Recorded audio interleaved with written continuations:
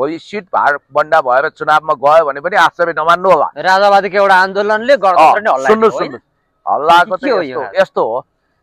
कुरा के हुन्छ भने अहिले यहाँ एउटा बाँदर माथि चढ्यो भने त्यसले रुखै हल्लाइदिन्छ, यसको मतलब रुखै ढाल्छ भन्ने त होइन नि त। मैले 3टा अप्सन दिएको थिएँ, राजा यदि आउनै पर्छ भने पनि 3टा अप्सन प्रयोग गरेर उहाँलाई आउन स्वतन्त्रता छ। एउटा अप्सन भनेको यो जुन ढङ्गको बकवासहरू अहिले आइरहेको छ होइन, अब यो वाहियात कुरा जस्तो वीरेन्द्र अन्तर्राष्ट्रिय सम्मेलन केन्द्र वीरेन्द्रले बनाए, तिमीहरू त्यहाँ किन बस्छौ भन्छ। अनि राणाले बनायो भने त दरबार जति जम्मै सिंहदरबार, त्यस भए राणाको दरबारमा किन बस्ने भन्ने कुरा हुन्छ। म त बरु यसपछि झलनाथ खनालजीले भने जस्तो अन्तिम अर्थमा कालीगढले बनाएको हो। ज्ञानेन्द्र साईले त हिजो यो संसद भवनमा पनि नछिर राजाले बनाएको भन्दै थियो त। यो त्यो त चीनको सहायतामा बनेको, त्यसबाट त त्यहाँ चिनिया मात्रै बस्नु पर्यो अझ। यस्ता वाहियात कुरा गरेर हुन्छ।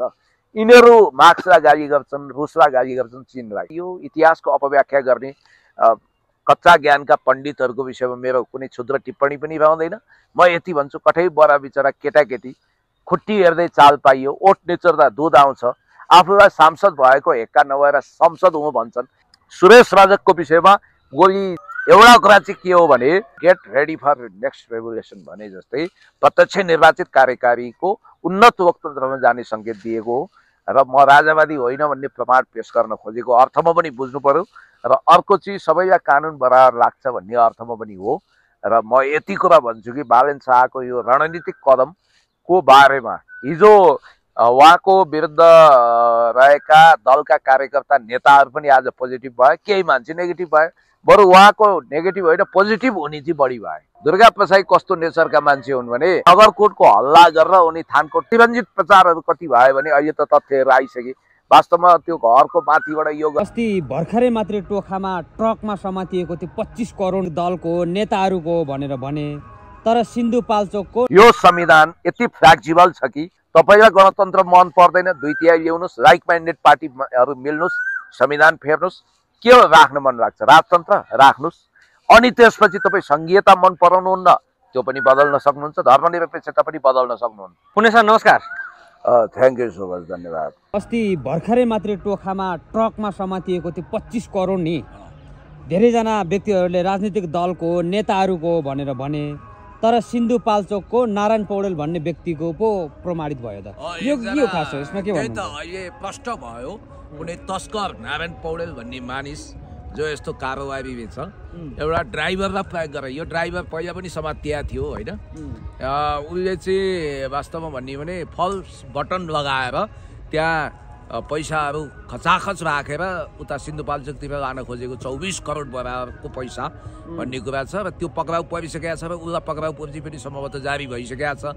अब यो दुर्गा प्रसाईले त्यो फलानाको हो तिलानाको हो भने यतिसम्म कि संसदमा प्रचण्डको पनि भनेको अरे संसदमा केही सांसदहरूले समेत तथ्य नबुझिकन यस्तो र उस्तो भने दुःख अफसोस लाग्छ। तथ्यमा बोलौँ, आखिर को नारायण पौडेल कहाँको मान्छे हो, के गर्दैछ भन्ने कुरोको विस्तृत विवरण आउँछ। तर पार्टीकै पनि हुन सक्छन् कि सर, उहाँलाई पक्राउ त्यस्तो अब मलाई लाग्दैन, त्यस्तो लाग्दैन। अब हो भने देखिन्छ। तिनकुनेमा घटना घटाएर यति बेला दुर्गा प्रसाई भारतीय दूतावासमा लुक्न पुगे भनेर धेरैजनाले शङ्का गरिरहेछन्। यो के हो सर, कतिसम्म जानकार हुनुहुन्छ तपाईँ यो विषयमा? हुन त दुर्गा प्रसाई कहाँ छन्, कसरी बेपत्ता भए, उनी अब दाउद इब्राहिम जस्तै फरार भएर कहाँ छन् भन्ने कुरा छ। तपाईँले भने जस्तो ठुल्ठुला शक्ति केन्द्रहरूको छातामुनि उनी छन् कि त्यहाँ सेल्टरमा आश्रय लिएका छन् कि आकाश पताल दुई पताल यत्र तत्र सर्वत्र तीन त्रिलोक 14 भुवन जताततै दुर्गा प्रसाईको खोजी भएको भन्ने कुरा आएको छ। तर इन्टेलिजेन्स रिपोर्टले उनको सिग्नल कहाँ छ भनेर ठ्याक्कै बाहिर भनिसकेका छैन। एउटा कुरा चाहिँ के हो भने दुर्गा प्रसाई कस्तो नेचरका मान्छे हुन् भने नगरकोटको हल्ला गरेर उनी थानकोट पुग्न सक्छन्। उनले काठमाडौँमै छु, सुरक्षित छु भनेका छन्। अब यसलाई 100% अस्वीकार त गर्न सकिँदैन। कतिपयले उनी भारत पुगेको अथवा भारतीय कुनै त्यस्तो निकायमा आश्रय लिएको अथवा यतै उपत्यका बाहिर हुन सक्छन् भन्ने लक काटेका छन्। अब एउटा व्यक्तिले चाह्यो भने कहिलेकाहीँ राज्यलाई पनि छक्काउन सक्छ। तर त्यो दिन साँच्चै नै सुरक्षाकर्मीहरूले केही त्रुटि गरेका हुन् र त्यो लुप होल्समा टेकेर उनी बेपत्ता भए र उनले जुन कुकर्म गरेका छन् अथवा त्यसको लागि उनले उक्साएका छन् त्यो बापत उनलाई वास्तवमा दैविक दण्ड पनि हुन्छ र कानुनी हिसाबले पनि म त उनको जीव ज्यानको सुरक्षा बाहिरै देख्छु। किनभने उनी यदि कानुनको शरणमा आए, उनले सरेन्डर गरे भने कुनै आपराधिक तत्त्वले उनलाई टार्गेट बनाइरहेको छ भने त्यसबाट उनी बाँच्नेछन्, होइन भने उनलाई बहुत मुस्किल पर्ने मैले देखेको छु। किनभने उनले ग्याङस्टार शैलीमा काम गर्छन्। ग्याङस्टार शैलीमा काम गर्ने चाहे कोलम्बियाको पाब्लो एस्कोबार होस्, चाहे दाउद अहिले कहाँ छन् थाहा छैन, तर पाब्लो एस्कोबार त नर्क उही। तर सर यति बेला यो अब तिनकुनेमा जुन प्रकारको घटना घट्यो, अब सरकारले चाहिँ एक प्रकारले भन्ने हो भने सरकारले त आन्दोलनकारीहरूलाई नै दोष लगाइरहेको अवस्था छ। तर यसरी जनताको नजरबाट हेर्दाखेरि, नागरिकको नजरले आँखाले हेर्दाखेरि त गृह प्रशासनको कमजोरी देखियो। प्रथम दृष्टिमा हेर्ने कुरा हुन्छ। प्रथम दृष्टिमा हेर्दा आन्दोलनको नाउँमा हिंसात्मक ताण्डव गर्ने, आगो झोस्नेहरू नि प्रमुख रूपमा ती राजाभन्दा चर्का राजावादी जसले राजालाई नै खुद विवादमा तानेका छन्, बदनाम गरेका छन्, तिनीहरू खास गरी दुर्गा प्रसाई एन्ड कम्पनी नि त्यसको लागि प्रमुख कारक र जिम्मेवार हो। नैतिक समर्थन गर्नेहरू पनि खतरनाक हुन्, जस्तो कि राप्रपा लगायतका शक्तिहरूले अहिले पनि नैतिक समर्थन गरिरहेका छन्। अब भड्काउपूर्ण भाषण दिने र अझ एयरपोर्ट जाउँ भन्ने यी रविन्द्र मिश्र, धवल शमशेरको के कुरा गर्ने? यिनी आफै पनि नेकपा एमालेमा थिए, यिनी जिल्ला त्यहाँ नगरपालिका प्रमुख भएकै हुन्, अनि अहिले आएर उनी चैते राजावादी बनेकै हुन् बिचमा ६३ पछि। र तपाईँलाई यति कुरो भनौँ कि वास्तवमा आन्दोलन अथवा यो हिंसात्मक प्रदर्शन सोचे जस्तो एकदमै भद्र भगादमी भएको थाहा छैन। त्यो होस् भन्ने चाहना हुन्छ। प्रहरीले पनि कसैलाई निर्ममतापूर्वक मारौँ सिद्धौँ भन्ने चाहँदैन। न्यूनतम बल प्रयोग गरेको छ त्यहाँ, एकदम न्यूनतम भन्दा। घटना कसरी हुनु? अब सुन्नु, अतिरञ्जित प्रचारहरू कति भयो भने अहिले त तथ्यहरू आइसके। वास्तवमा त्यो घरको माथिबाट यो गरेको ऊ गरेको आदि इत्यादि। ए बाबा, तपाईँलाई भन्छु, कुनै प्रोग्राममा गएर अस्त्र ग्यास छोड्यो भन्दैमा घर चलाउन हिँड्नुपर्छ, मान्छे हिंसा र आतङ्क गर्नुपर्छ, यस्तो कहिले पनि भएको थिएन, पहिलो कुरो। दोस्रो जनआन्दोलनमा पनि जनतामाथि कम्ता दमन गरिएको थिएन आन्दोलनकारीहरूलाई। त्यो पुरानो माई संसारको अर्काइभबाट फुटेज हेर्न सक्नुहुन्छ। र के हो भने त्यो दिन प्रहरीले म्याक्सिमम संयमता अप्नायो। अब हुँदा सुरेश रजककै हत्याको कुरो गरौँ न। अब त्यो हत्या हो, त्यो हत्या हो। गृह प्रशासन त त्यहाँ रेस्क्यु गर्न जान खोज्दाखेरि त्यहाँ आतङ्क मच्चाएका छन्। सुरेश रजकको विषयमा गोली थियो उनको शरीरमा भने डाक्टरहरूले पनि पोस्टमार्टम रिपोर्ट बिना लास दिन मानेनन्। तर अहिले तपाईँ न्युज पोर्टलहरू चाहे अनलाइन टिभी चाहे सबैतिर डक्टरलाई हवाला दिँदै, चिकित्सकलाई हवाला दिँदै सुस्पष्ट समाचार के आएको छ भने सुरेश रजक जलेर मरेका हुन्, उनको शरीरमा कुनै गोली छैन भन्ने बित्तिकै यस्तो अफवाह फैलाउने को? वास्तवमा प्रहरी, देशभक्त बर्दिवाल नेपाल प्रहरीलाई बदनाम गर्ने को? कमजोरी भयो होला, तर संयमता पनि त्यतिकै अप्नाएको छ र मिनिमम हिंसा भएको छ। तर यी आन्दोलनकारी नामक यी तमासेहरू तालिम प्राप्त, कृष्ण पहाडीले त तालिम प्राप्त भन्नुभएको छ, कता बसेर तालिमै दिएको थियो अरे। यिनीहरूले त प्री प्लानमा जानी योजनाबद्ध तरिकाले जब उनी साउथ इन्डियन मुभीको एउटा एक्टर जसरी आएपछि जोकर वा भिलेन जसरी भागे, त्यहाँ तालिम प्राप्त लडाकुहरूले अनुहार पनि विचित्रको छन्। कोही भारतीय नागरिक पक्राउ परिरहेका छन्, तपाईँले देखिरहनु भएको छ। र नेपालीहरूको कोही डिपार्टमेन्टल स्टोरमा छिरेर आगजनी गरेका छन्, कसैको घर जलाएका छन्। त्यो घर जलाइ माग्ने, त्यो घर जलाएको ठाउँमा म पुगेँ। त्यहाँ अस्ति नेकपा एमालेको तर्फबाट लाखौँको सङ्ख्यामा बाइक र्याली भएको बेला मेरो चिन्जानकै पुरानो परिचित मित्र पनि हुनुहुँदो रहेछ। र त्यहाँ चाहिँ उहाँले स्पष्ट रूपमा भन्नुहुन्थ्यो कसरी त्यो घरलाई आगो लगाए, कसरी के गरे। अब हेरिन सक्नुहुन्छ। र मैले सुन्दैछु कि जुन घरमा आगो लागेर सुरेश रजकको मृत्यु भयो, त्यो घरमा राति कराउँछ अरे, रुन्छ अरे, कुनै आत्मा रहेको भनेर पनि भन्दै थिए त्यहाँ वरिपरिका मान्छेहरूले। त्यस्तोसम्म भयो भनेर भन्छन् ती पापीहरू, त्यो अपराधीहरू जसले सुरेश रजकको त्यो अवस्था पुर्याएका छन्। हुन त केही पत्रकार, केही सामाजिक अभियन्ता, केही कलाकारहरू अहिले आलोचनाको शिखरमा छन्। तपाईँले देखिरहनु भएको छ, टीकाराम यात्रीजीले स्पष्टीकरण दिनुभएको छ, दीपक राजगिरीले दिनुभएको छ। त्यसकारणले मैले भन्न खोजेको कुरा, तपाईँहरूलाई कम्फर्ट जोन दिँदै संविधानले तपाईँहरूलाई कम्फर्ट जोन दिएको छ। हामीले पनि राजाभन्दा चर्का राजावादीको आलोचना गरेका हौँ।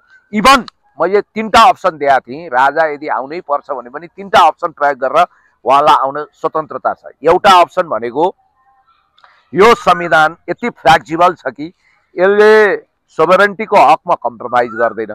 सार्वभौम सत्ता तलमाथि गर्न पाइँदैन, जनतामा अन्तर्निहित सार्वभौम सत्ता, अनि राष्ट्रिय सुरक्षा दायाँ बायाँ हुँदैन, भौगोलिक अखण्डता छुन चलाउन पाउँदैन। त्यो बाहेक तपाईँलाई गणतन्त्र मन पर्दैन, 2/3 ल्याउनुहोस्, लाइक माइन्डेड पार्टीहरू मिल्नुहोस्, संविधान फेर्नुहोस्, के राख्न मन लाग्छ राजतन्त्र राख्नुहोस्। अनि त्यसपछि तपाईँ सङ्घीयता मन पराउनुहुन्न, त्यो पनि बदल्न सक्नुहुन्छ, धर्मनिरपेक्षता पनि बदल्न सक्नुहुन्छ। तर गरिब खालको पाँचौं पार्टी राप्रपाले त्यो सपना पनि देख्न सकेन। ऊ त चोर बाटोबाट षड्यन्त्रकारी तरिकाले आउने कुरा सोचिरहेको छ। र जगन्नाथ खतिवडाजीको एउटा इन्टरभ्यू हेरिरहेको थिएँ, राजेन्द्र लिङ्गदेनजी 2046 साल ताका पक्राउ पर्नु भएको थियो के केसमा भनेर उहाँले सोध्नु भएको छ।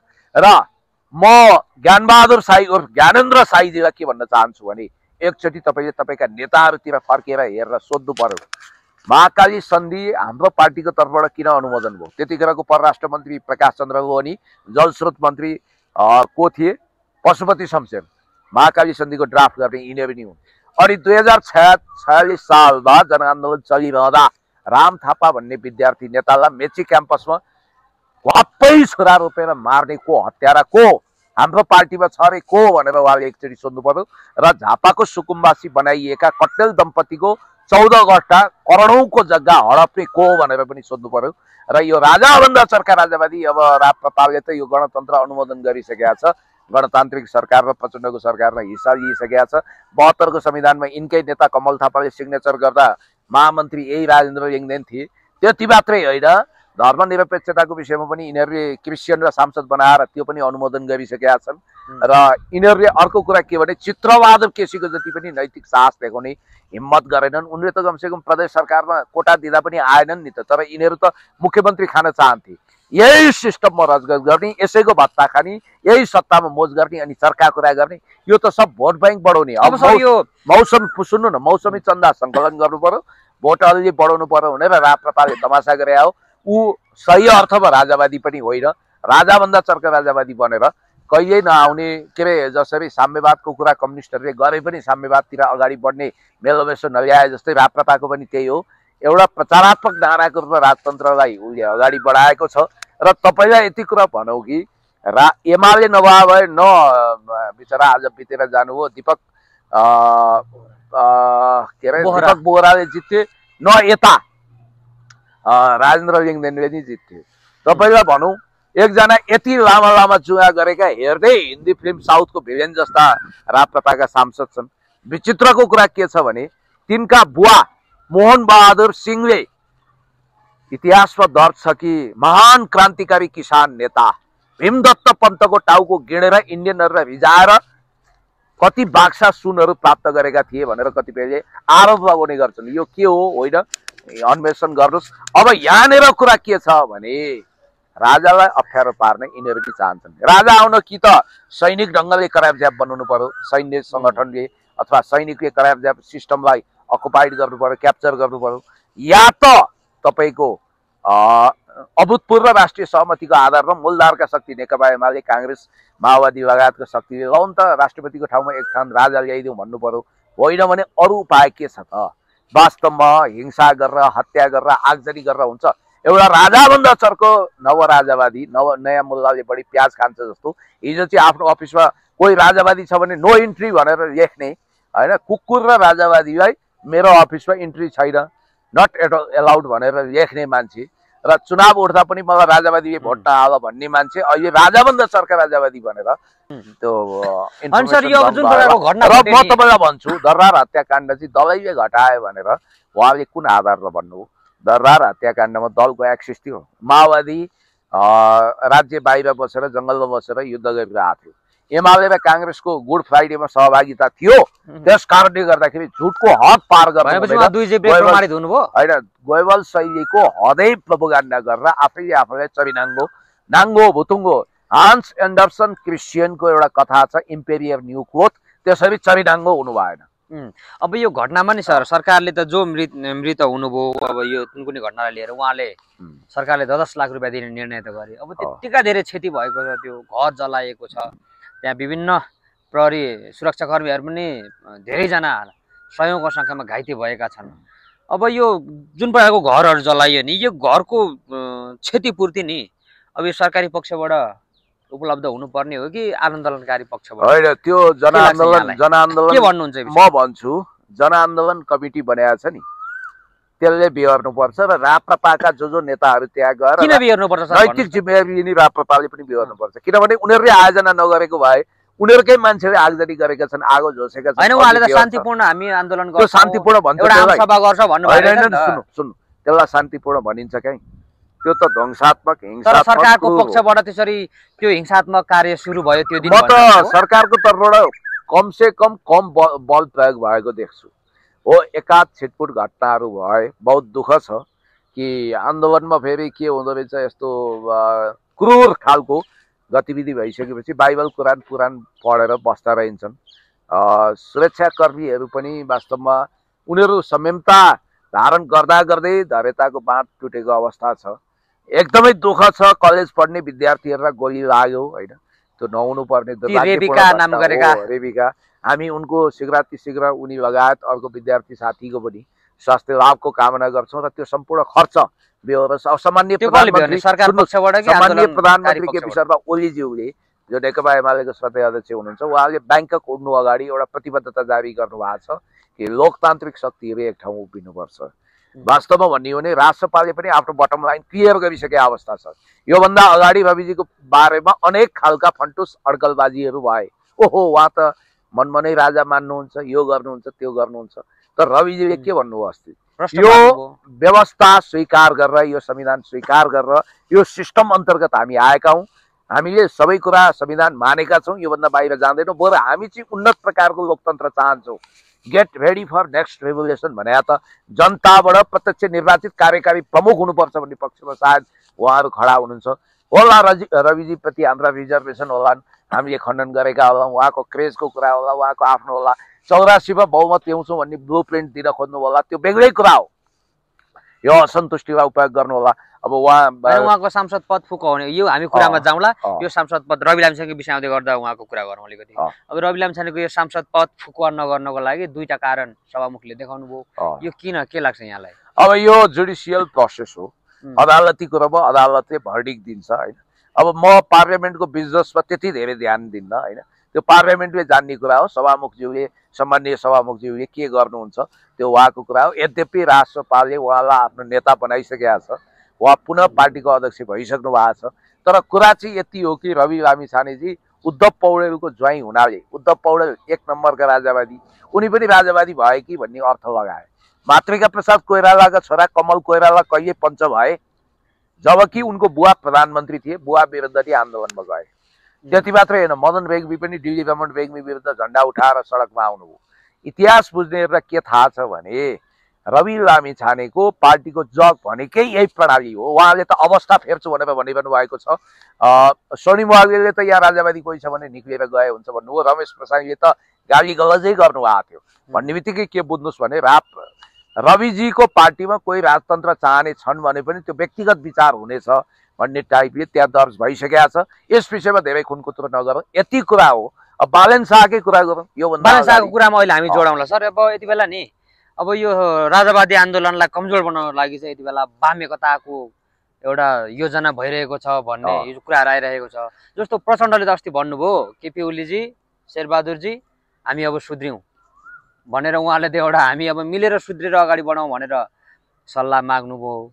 अब यो वाम एकताको सम्भावना चाहिँ यहाँले कतिको देख्नुहुन्छ? जुन एकता गरे नि होला, भोलि एमाले माओवादी एक ठाउँमा आउला, मोर्चाबन्दी गरेर पार्टी नै एकता गरेर नेकपा 2 बनाउला, अथवा सम्भव यो पनि छ कि भोलिको चुनावमा कांग्रेस एमाले राजावादीहरू उग्र हुन थालेपछि त उहाँहरू मिल्ने सम्भावना देखिएको छ। जहिले पनि के हुन्छ भने न्युटनको third law of motion, every action has equal but opposite reaction.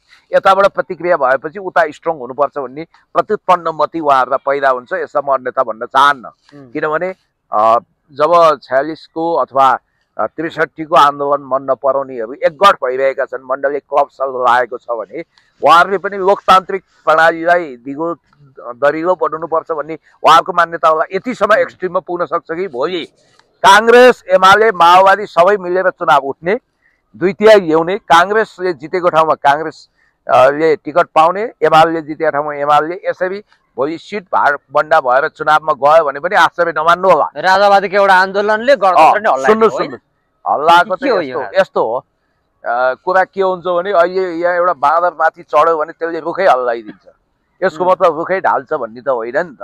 त्यस कारणले गर्दाखेरि तपाईँलाई म भन्छु, राजालाई मेरो कुनै त्यस्तो व्यक्तिगत रूपमा मैले आलोचना पनि गर्दिनँ, उहाँलाई सम्मान गर्छु, उहाँ नागरिक भएर बस्नु भएको छ। तर अहिले अब राजाकै मुखमा सबै बुझो कोच्याउने काम भएको छ। यद्यपि यो कति जायज होला कति नाजायज होला, यो आफ्नो ठाउँमा छ। तपाईँलाई यति कुरो भन्छु कि राजाभन्दा चर्का राजावादी राजाका सबभन्दा दुःख र समस्या हुन्। यिनीहरू 62-63 अगाडि पनि यस्तै समस्या थिए, अहिले पनि यस्तै हाउडे पाराले राजालाई उद्वेलित पार्न खोजेको, प्रभाव पार्न खोजेको भन्ने कुरा छ। तपाईँलाई यति कुरा भन्छु कि वास्तवमा भन्ने हो भने अहिले हामीले जनताको आधारभूत आवश्यकता, खाना नाना छानाको समस्या, घाँसपास कपास शिक्षा स्वास्थ्य सुरक्षाको आधारभूत आवश्यकता हल गर्नुपर्नेछ।